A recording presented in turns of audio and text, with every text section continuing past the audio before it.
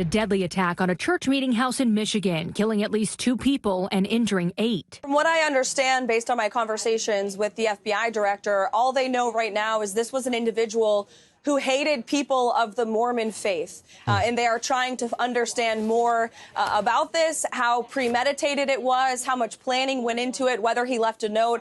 All of those questions have yet to be answered, but certainly will be answered. I gotta ask you, man, it was a good guy with a gun who stopped this, and that needs to be said over and over.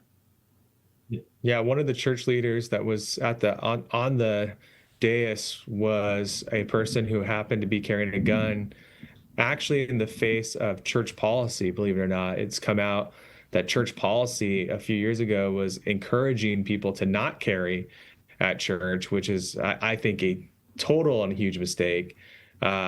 Thank goodness for this man who was able to exchange fire, it sounds like, based off of reports with the shooter, was able to save probably dozens of lives, maybe even more than that, by keeping the individual busy until police got there. And our understanding is that the police put him down. There's a little bit of confusion whether the individual put him down or police did, but it sounds like the individual who was carrying got shot.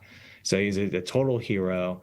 Saved tons of lives, and that's what we got to see more of. In particular, we've got to have people defending and protecting our churches. We have wait. individuals. So I want to drill down on something real quick. This wasn't like a security guard. This was one of the people on the dais, actually. Yeah, this is in the LDS faith they call second counselor and the bishopric. So you have a bishop who's kind of like the pastor or priest, and they have 2 counselors who join them. So all 3 of them are sitting on the stand. And so obviously they had looks, and so he was able to pull out his gun, and it sounds like exchange fire with the individual. And again, thank goodness he was there, because who knows who else would have been murdered if had he not had exchanged fire with that individual. It sounds like he was shot, is what the reports are. So we're praying for them.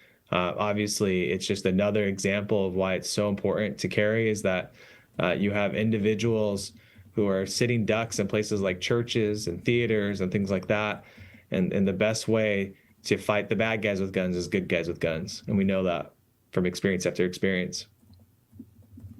I mean, it has to be said. And, I wish, hey, don't we all wish we didn't live in the world that we live in? And, I hear the Democrats, the liberals run around. And by the way, Michigan already has red flag laws. So, this is a situation where, the red flag laws didn't work here. The system didn't work for whatever reason.